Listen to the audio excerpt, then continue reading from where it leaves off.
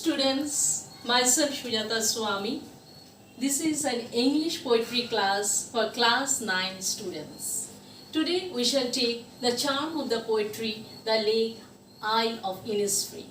Now the Lake Isle of Innisfree is a famous poem and it is composed by the most renowned poet William Butler Yeats. Now let me give an introduction of the poem.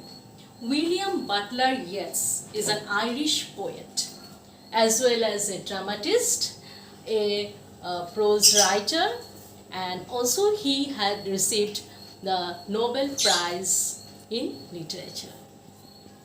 So this poem is all about nature, how nature is peaceful, how it is lonely, and how it is full of tranquility.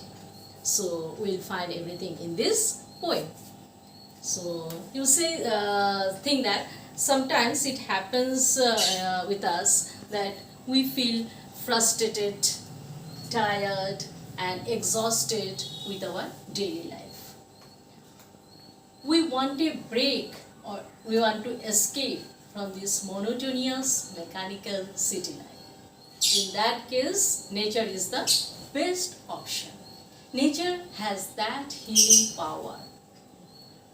We will find peace in the lap of nature.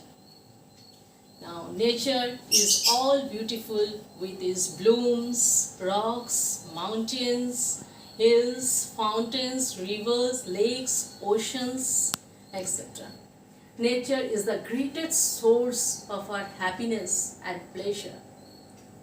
And we'll find the most pleasure that we desire from the loneliness of nature. Similar case happens with the poet. The poet is also tired of the monotonous mechanical life. The crowd, the sound, and the show off of the city life made him exhausted. So he also wanted to visit a place where he will find peace, where peace comes dropping slow. So the poet wants to go to Innisfree and enjoy the loneliness of the nature. Now in this connection, I have to say that Innisfree is not an imaginary place. It is not an imaginary idea. It is a real place, and the poet visited Innisfree in his childhood several times. Now the poet reminds his past boyhood days. So the poet wants to go to Innisfree and find peace there in the loneliness of nature.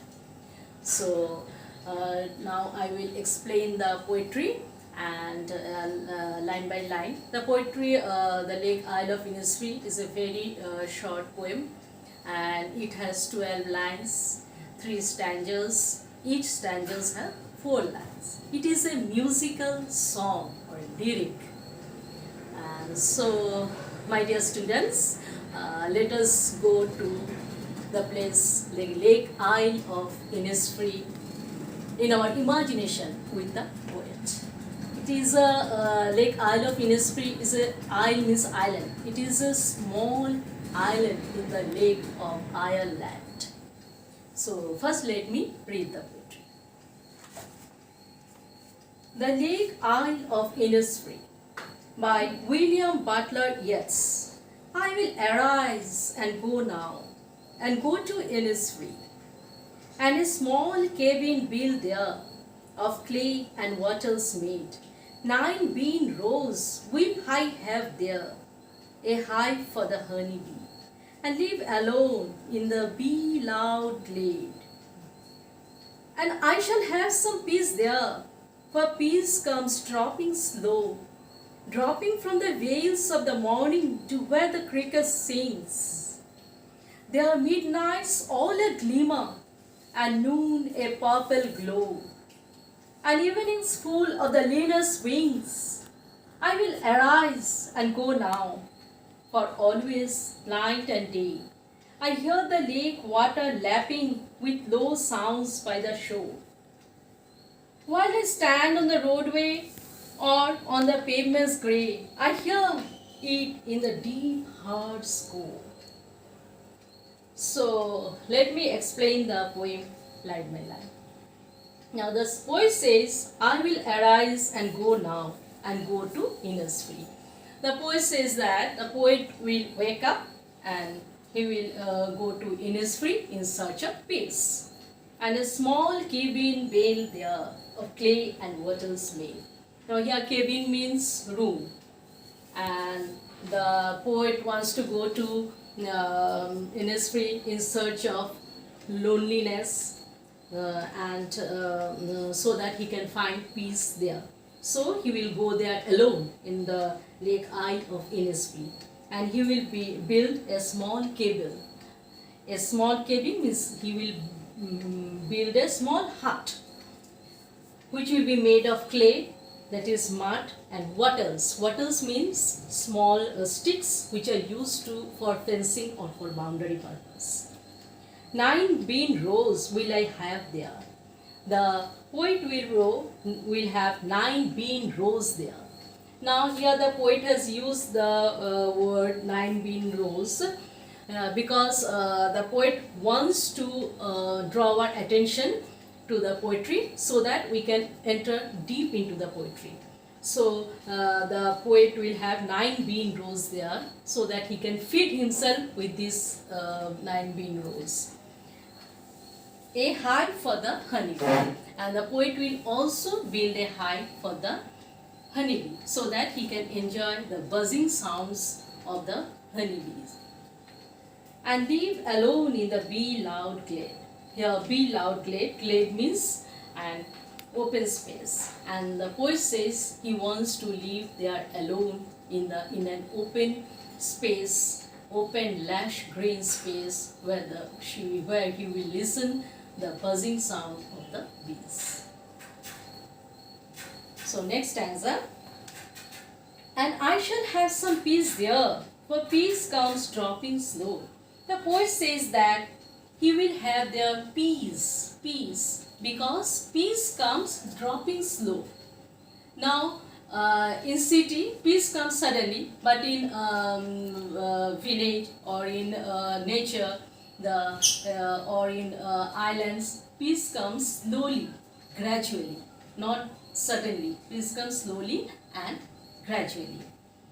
Dropping from the veils of the morning where the cricket sings. Now the peace will come dropping slow from the veils of the morning. Here by veil means a piece of clothing, actually, which is used to hide our face. Now in a Christian wedding, we see the bride always wears a white long gown and also a veil in his face so that she can hide or conceal her face. So here the poet says that the mornings in Innisfree are cloudy, and it looks like the cloudy morning looks like as if the sky is wearing a veil, as if the sky is a woman wearing a veil. The cloudy sky is a woman wearing a veil. To where the crickets sing. And now the poet will also find peace when the poet will wake up with the sound of the cricket's song. Cricket here is a small insect like a grasshopper. The midnights all a glimmer. The midnights of Innisfree is full of shine. It's a glimmer. The mild twinkling stars gives a shining effect to the midnight. And noon a purple glow, and the noon takes the form of purple glow color. The purple glow color in noon has a reflect on the nature. And evenings full of the linnet's wings, and the poet will enjoy the evening there, which is full of the linnet's song and the fluttering of linnet's wings. Here linnet is a small grey colored bird. So the poet will enjoy the evenings in Innisfree with the melodious song of the linnet bird and also with the fluttering of wings. So these all will add sweetness in the poet's peaceful life in Innisfree. I will arise and go now, for always night and day. So the poet says he will arise, he will wake up and he will go now to Innisfree. For always night and day, for always night and day, I hear the lake water lapping with low sounds by the shore. So when he is in the city, he always hears the lake water lapping or striking to the shore with a sweet melodious sound. When the lake water strikes the shore, it creates a sweet melodious song, or it creates a sweet melodious sound, and which the poet always hears in his deep heart course when he is in a city. While I stand on the roadway or in the pavement's gate, I hear it in the deep heart's core. Now, when the poet stands on a road or a dull and grey colored pavement in the city, the poet always hears the lapping of the lake water in his deep heart's core, or in his deepness of his heart, or in his deep heart's corner. So, the poet has explained how he will find peace or tranquility in the lap of nature. So today this much, and we shall meet in our next class.